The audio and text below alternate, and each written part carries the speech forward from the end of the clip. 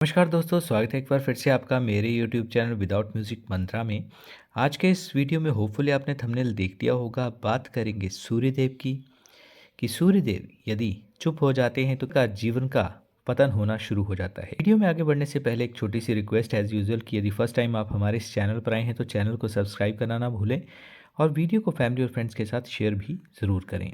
सबसे पहले वीडियो में आपसे एक सवाल है। आपने ऐसा कुछ देखा है कि जैसे कुछ लोग सब कुछ होने के बावजूद भी टूटे हुए रहते हैं, उदास रहते हैं, निराश रहते हैं, हताश रहते हैं, और कुछ लोग जिनके पास कुछ भी नहीं होता हमेशा खुश रहते हैं, चमकते हुए रहते हैं। ऐसा क्यों होता है? क्या इसका एक अकेला कारण किस्मत है, या उनकी बौद्धिक क्षमता, यानी कि अच्छा हो रहा है जीवन में या बुरा हो रहा है उनको फ़र्क ही नहीं पड़ता? ये नहीं है, बल्कि इनका जो वास्तविक कारण है वो है सूर्यदेव। जी हाँ, सूर्यदेव।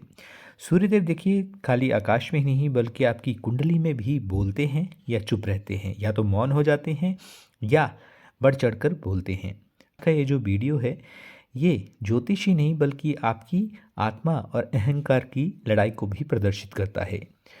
एक कथा है सूर्यदेव के बारे में जो बहुत कम लोग जानते हैं कि देखिए, जब देवताओं और असुरों का युद्ध चल रहा था तभी सभी देवी देवता अस्त्र शस्त्र लेकर युद्ध में उतरे, युद्ध किया, लेकिन सूर्यदेव जो हैं वो युद्ध भूमि में गए ही नहीं।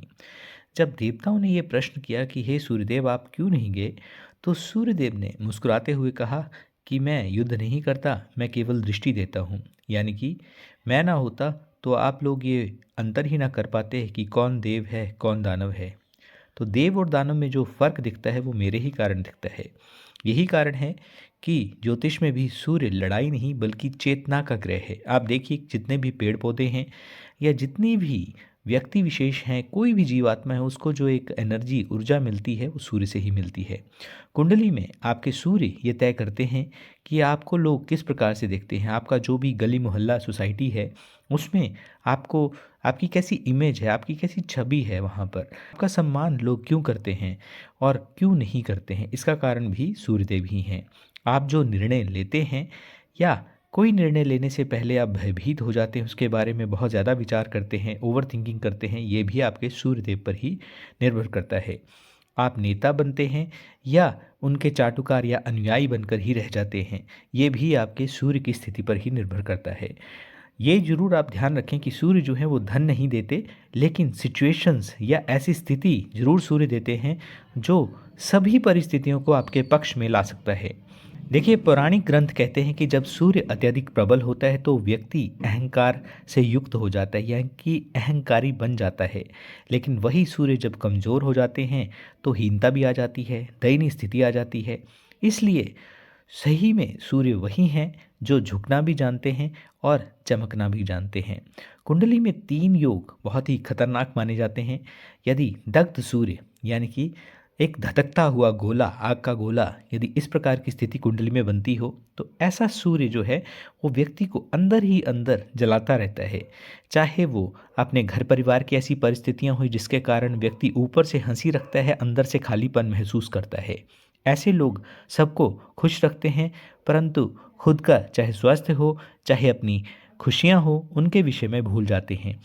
दग्ध सूर्य हमेशा व्यक्ति को आंतरिक रूप से खाली ही रखता है, आंतरिक रूप से व्यक्ति जो है वो धधकता ही रहता है। दूसरा जो योग पाया जाता है वो है छायाग्रस्त सूर्य। आप समझ गए होंगे, जब भी राहु या केतु सूर्य को ढक लेते हैं तो ऐसा व्यक्ति अपनी पहचान खो देता है। आपने देखा होगा जब किसी व्यक्ति को किसी एक स्थान से दूसरे स्थान पर जाना होता है तो साधारणतः लैंडमार्क का प्रयोग किया जाता है कि आप वहाँ जाइए, वहाँ पर जो चौराहा है, वहाँ पर जो फलां शॉप है, वहाँ से आपको लेफ़्ट या राइट लेना है।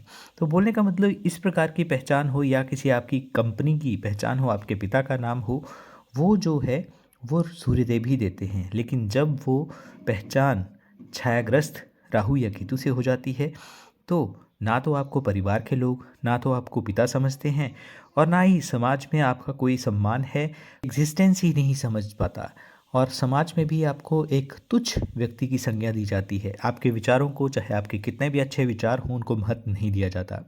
तीसरा जो योग है वो सिंहासन सूर्य के नाम से जाना जाता है। यदि ऐसा योग बनता हो तो व्यक्ति के बिना बोले भी उसको सुना जाता है। यानी कि आपके हाव भाव, आपकी भाव भंगिमा को लोग बहुत ध्यान से देखते हैं। आप कैसे चल रहे हैं, आपके किस बात पर कैसा आपने रिएक्ट किया है, यानी कि छोटी-छोटी बातों को बहुत ज़्यादा महत्व दिया जाता है। आप किसी उच्च पद पर आसीन हैं, आपका जो ऑफ़िस है वहाँ पर लोग जो हैं बिना परमिशन घुसते नहीं हैं, यदि वो गलत हैं, यानी कि इतने ज़्यादा ऑरा आपका बढ़ जाता है, इतना ज़्यादा आप ओज-तेज आपका बढ़ जाता है कि व्यक्ति आपके समक्ष आएँगे तो या तो सत्य वचन कहेंगे, झूठ बोलने की क्षमता नहीं रख पाते। देखिए, सूर्य का पिता के साथ भी बहुत अत्यधिक कार्मिक संबंध माना जाता है।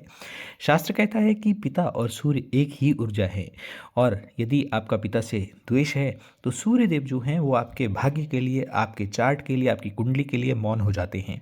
जब सूर्य मौन होता है तो व्यक्ति जितनी भी मेहनत कर ले, आप जॉब करते हैं, व्यवसाय करते हैं, कुछ भी कार्य करते हैं, लेकिन आउट ऑफ दी 100 उतना फल आपको नहीं मिल पाता। तो इसलिए यदि आपके जीवित हों, साथ में हों या ना हों, भी उनका सम्मान करना अपने सूर्य को जागृत करता है। एक और विशेष बात का आप ध्यान रखें कि सूर्य देव की उपासना जब भी आपने करनी है, आंखें खोल कर करें, क्योंकि सूर्य ही एकमात्र ग्रह हैं जिनकी उपासना आंखें खोल कर की जाती है। क्योंकि सूर्य अंधेरे में नहीं बल्कि सत्य में दिखते हैं। जब व्यक्ति सत्य बोलना शुरू करता है तो अपने सूर्य को अनजाने में ही सही मजबूत करता चला जाता है। सूर्य को जागृत करने के लिए कोई रहस्यमय उपाय आपको करने की आवश्यकता नहीं है। यदि आप ब्रह्म मुहूर्त में उठते हैं तो बहुत अच्छी बात है, यानी कि सूर्य के उदित होने से पहले यदि आप उठते हैं, रोज उगते हुए सूर्य को आप देखते हैं, क्योंकि उस समय उतना प्रकाश या तेजोमय सूर्य नहीं होते, उनको बहुत सरलता से आप देख सकते हैं।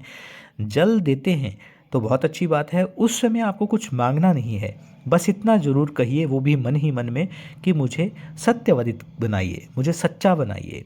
क्योंकि सूर्य जो हैं देखिए सौदा नहीं करते, कोई एग्रीमेंट नहीं करते, कोई एक डील या एक कॉन्ट्रैक्ट नहीं होता कि आप मुझे यदि जल देंगे तो मैं आपको उच्च पद दूंगा, बल्कि ये संस्कार देखते हैं। सूर्य उपासना का एक ही मूल मंत्र है, यद भावम तद भवति, अर्थात जैसा आपका भाव होगा, विचार होगा, वैसा ही परिणाम आपको मिलेगा भी। जैसा आप सोचेंगे वैसा ही आप बन भी जाएंगे। ना देवो विद्यते काष्ठे ना पाषाणे मृण्मये, भावे ही विद्यते देवस्त भावो ही कारणम।